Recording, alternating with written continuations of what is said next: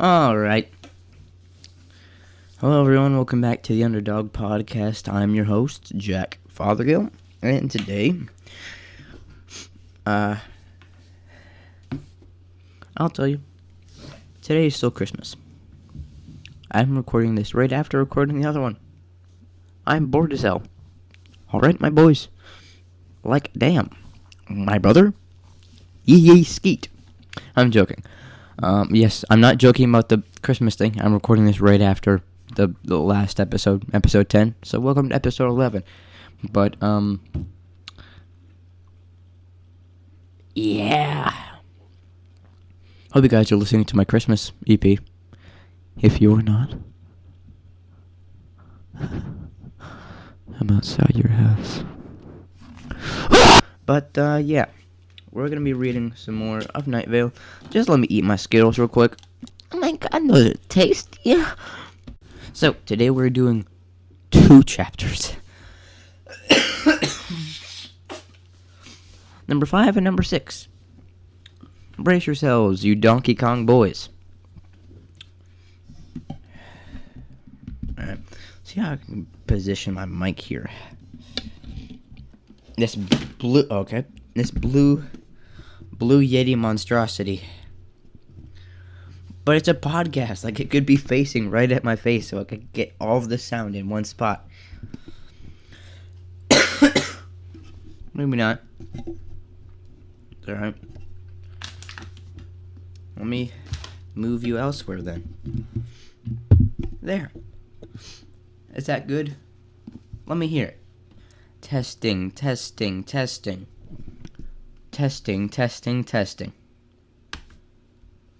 Hey, stop. Alright, so it seems that Upwards is the winner. So we're gonna keep it like this, the way it is right now. Just, I kinda don't want to, actually. I want to really enjoy this. Actually, can't I hold this? If I take these hinges off, I can hold this, right? In my hand. It's probably the really bad idea. I'm sure it'll go great. Just give me one moment, people.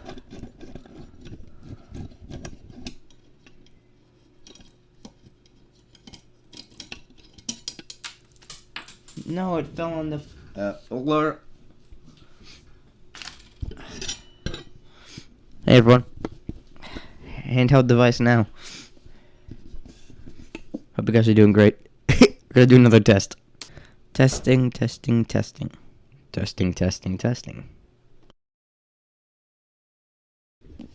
Alright, so it looks like we could use 2 things here. We could use this handheld, and we can use it just standing up straight. I'm going to use handheld for this episode. We're going to switch between different episodes. So give me one moment. Alright, so now I have free range to take it anywhere I want. At all times. Anytime. And now we're back. Let's get back to chapter 5. Let's get back to chapter 5. Where was it? It was in the 30s. We haven't done enough reading. Like, at all. We have not done enough reading. Alright. Chapter 5. I've had to read over this chapter so many times. Sorry, that was a purposeful mute. Jackie ordered coffee. Eventually, coffee was given to her. These moments were related. The moonlight all night was packed, as it always is in the morning. There are few places in town where one could quietly have breakfast in the company of so many other people also quietly having breakfast. There is nothing more lonely than an action taken quietly on your own, and nothing more comforting than doing that same quiet action in parallel with fellow humans doing the same action, ever and alone, next to each other. In her right hand was the coffee, served in a mug that said, Jones Brothers Weed Watchers Company. We watch your weeds for suspicious behavior. 24/7 audio and video monitoring? It was part of the Moonlight All Night's charm. They used mugs. Wow.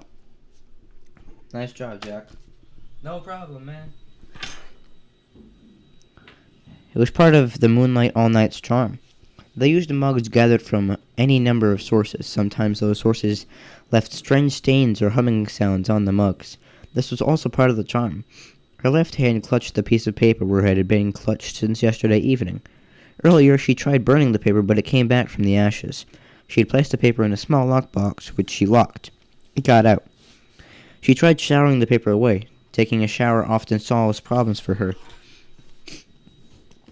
She would often find herself with thoughts that seemed to come from outside of her, thoughts that would question decisions or offer suggestions or just consider life hazily in a way that made it seem like the thoughts could not possibly be her own. But when she'd held the paper directly under the stream of the shower, it had turned soggy and dissolved, falling into sludge and crumbled toward the drain. But then it was back in her hand. Over and over she destroyed it, and over it returned. Finally, a dependable companion, she said to the showerhead, and the thought popped into her head that was barely formed into words, more a general image of how often Jackie is surrounded by things she can depend on and how little she thinks about them. She left the shower as most people leave showers, clean and a little lonely. Sitting in the diner, out of hope for much else, she rolled the paper into a ball and shoved it in her oatmeal, along with the usual blueberries and salt cubes and cured salmon. She downed the entire She downed the entire bowl like she hadn't eaten in days, which might have also been the case. It was hard to tell, as she was hardly able to pay attention to much more than the paper. Her left hand twitched, and without looking down, she knew. "Damn it!" she said, stabbing the paper with her butter knife, and then repeated, "Damn it!" a couple more times in a helpless decrescendo. "King City," said the paper. Yeah, so I've heard," she muttered. No one around her noticed. Teenagers shout a lot of things while smashing knives near their hands. Everyone knew. A man on her left was poking the chipped countertop and whispering to it. His straw hat was set very far back on his head so that his face seemed longer than it should be. On her right was a woman who had set her chair so it was facing the door in the diner and make a check mark on her clipboard every time someone walked in. All in all, no one cared about a young woman shouting and jabbing at her hand. Coffee at the Moonlight All Night in the morning was part of her usual routine. In about 5 minutes... Dude, what is with my throat? In about 5 minutes, she would put down whatever remained of the coffee, whisper into her water glass for the check, pull it out from under the tray of sugar packets where it would suddenly be, then place it along with some cash back under the sugars, wait for the sound of a swallow to indicate the bill was paid, and then leave the restaurant. The typical diner rigmarole. Rigmarole? Pretty sure it's rigmarole, but I can say things. Then she would drive to the pawn shop, dig up the doors from where they were hidden, and replace them unlocked at the front just in time for opening time, which was the moment her gut told her the shop should open. She sat there all day doing what she did and no more than what she did, and then she would stop doing that and go home. There wasn't much else to it. Life.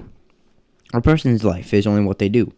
But this morning, she did not ask for the check, she did not pay it or leave.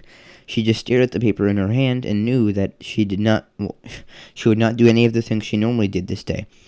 This knowledge came as a pain in her stomach and a fluttering on her neck. Sorry. It was physical, this knowledge, as a strong knowing always is. It had more to do with an ache in her bones than a notion in her head. The paper had disrupted her routine, and her routine was her life. Without it, she was just a teenager who did not age and had no friends. She felt helpless before the paper's power, even as she did not understand what that power was. "Fine," she shouted at it. "Okay," shouted a man in an... I gotta do that again. Second, put the mic farther away. "Fine," she shouted at it. "Okay," shouted a man in a nearby booth, at a stain on his tie. In the kitchen, another man in a floral apron and a hairnet nodded at a tub of soaking dishes. "Yep," he said. People often found themselves assenting to inanimate objects in the moonlight all night. Jackie sat in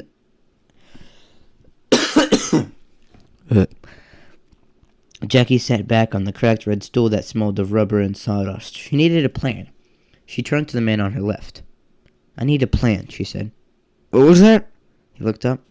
His forehead was long and wrinkled and appeared to be wearing a great deal of makeup.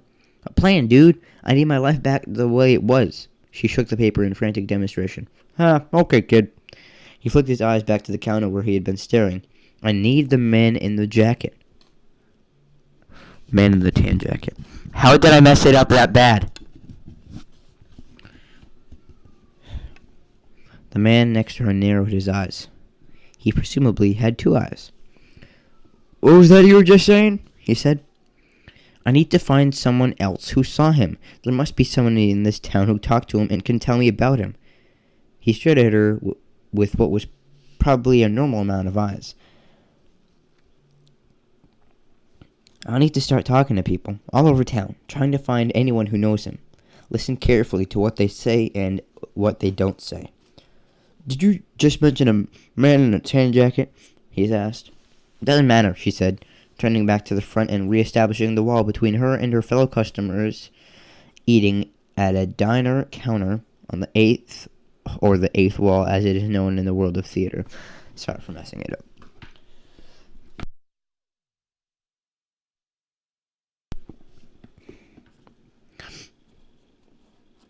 She decided to make a list of everyone who might know about this mysterious man. She pulled out a pen she used for writing tickets at the pawn shop. It was a promotional pen from a festival put on in the city a few years ago. "The Night Vale Shakespeare and a Pit Festival. The bards fall into the bad bird's word," it said. The broken leg had been painful, but she did love the pen. What? She searched her pockets for anything to write on and could find nothing. The blank tickets were kept at the pawn shop, and anyway, they were only for writing claim tickets. There is a way things were done. Although that moment they knew they were not being done. Her existence was premised on everything being the same every day, and the paper was insistently different. It was impossible to sink into a blissful holding pattern with a mysterious paper in her hand. There were no menus or placemats to write on, and then she looked down at her left and saw...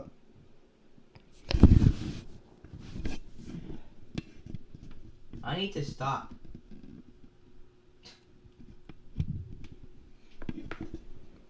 There were no menus or placemats to write on, and then she looked down at her left hand in the paper. Of course. She put the paper on the counter and wrote "list" at the top of the blank side. Or at least "list" was what she intended to write. Instead, she wrote "King City." "No," she said to her hand. She crossed out what she had written and wrote "list."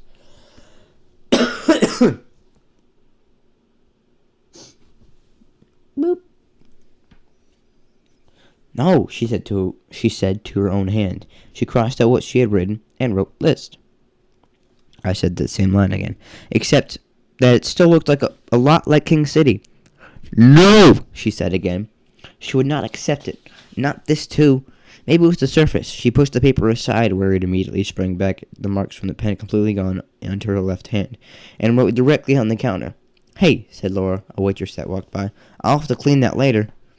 Laura had many branches growing from her body, laden with fruit. "Test," Jackie wrote on the counter. And again it came out as King City. She yelled in frustration. The man with the long forehead and the woman with the clipboard glared at her. Teenagers don't usually write things while yelling, they thought. Worried. "Shh," said a voice from under the man's hat. Even if she did not go to the pawn shop, she wouldn't be able to write tickets to the customers or price tags that said $11.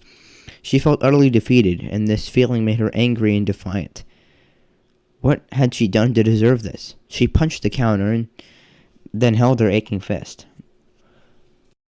I'm going to switch back to this microphone standing straight up. My hand is in pain. One that's speaking now begun. Make it count, put the flesh on. Never really felt like I belong. So I'll be on my way, and I won't be long. I'll be dead.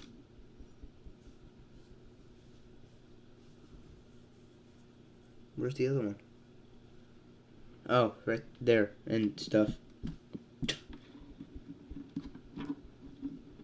That goes to the second one. Excuse me, people. I'm sorry. There's just no need to yell at me. Except people weren't yelling at him. I need water, dude. I have the driest throat in all of the Badlands. And that's pretty bad. Shut up, me. You got it, me.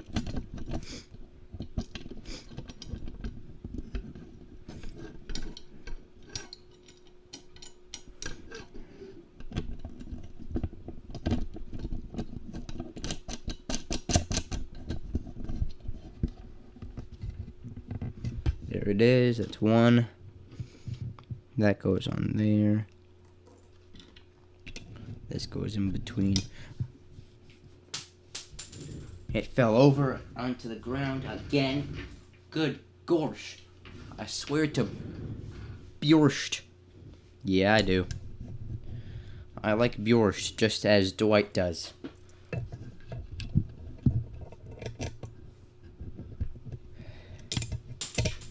Listen, man, I swear if you fall over again, I might just have to touch your toe.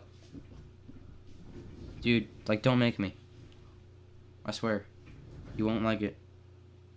I don't even know what this is for. Alright. Rock and I'm really bored, but I'm still here. Goddamn Roxanne. I met her at a party in the hills. She just wanna do it for the thrills. Yankee with no brim. Yankee with no brim. She ain't gonna wear it if it has brim. Yankee with no brim, that's how she swims. She loves Yankee with no brim. Me too, but like damn. How much do you love Yankee? How much do you love Yankee with no brim? How much? How much? I just wanna know how much you love Yankee with no brim, brim, brim, yeah. She just wanna brim, brim, brim. Shot it to the body with no bop. But if she doesn't shot it, she don't shot. Where did it go? I don't know. I'm so confused, but I know that I shouldn't be confused. I'm in no position to say those words. Malibu. Malibu.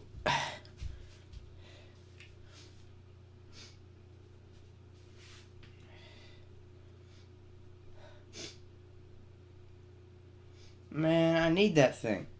I found it. Alright, guys. After a few tries, finally got it back to normal. We're all good. It's back in standing position. We'll get back to that book soon. I don't actually remember what part we were on. I think it was about the hand and how she was holding it. So let's get back to it. Yeah, that's where he was. Alright.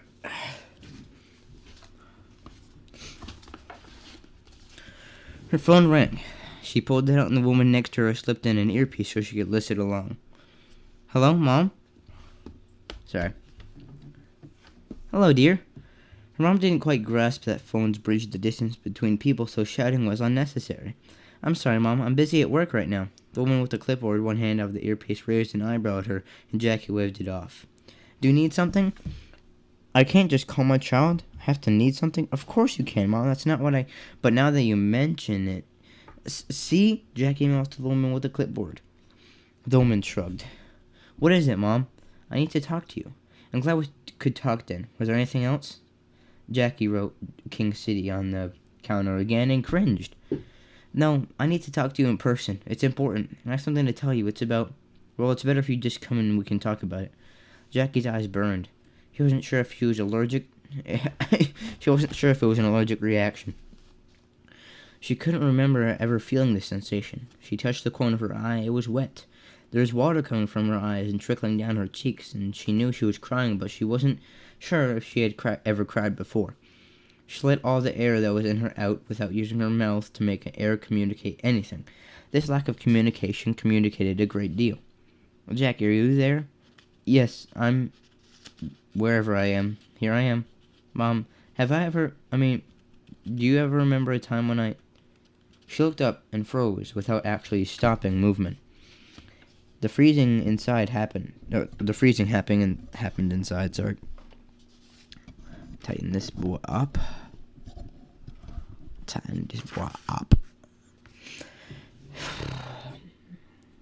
One of the cooks was staring at her. He was tall and blond. His smile was wide and warm and unnerved her. He was flipping burgers. Who was ordering burgers this early in the morning? But he wasn't taking his eyes off her, so the burgers were landing on the floor in the sink on the edge of the griddle, and a haphazard splash pattern starting from where his spatula tossed them. His smile was so wide and so warm. Jackie didn't feel safe. Jackie, come on over. I think it's a good time to tell you. Okay, Mom. Okay. I'll be there. I just have a few things I need to do first. She shut off the phone and her mom was gone. She would need to start somewhere. Old woman Josie had mentioned that the angels wanted to see her, and even though no one could legally acknowledge their existence, they did tend to know what more legal existent creatures did not. It was, if nothing else, somewhere to start. She got up to leave, glancing back to the kitchen. The cook was still staring at her, a burger in mid-flip. Her quick glance did not take in its landing, and so, in her mind, it was always in the air, tumbling, never landing, never consumed, only spinning and falling, spinning and falling.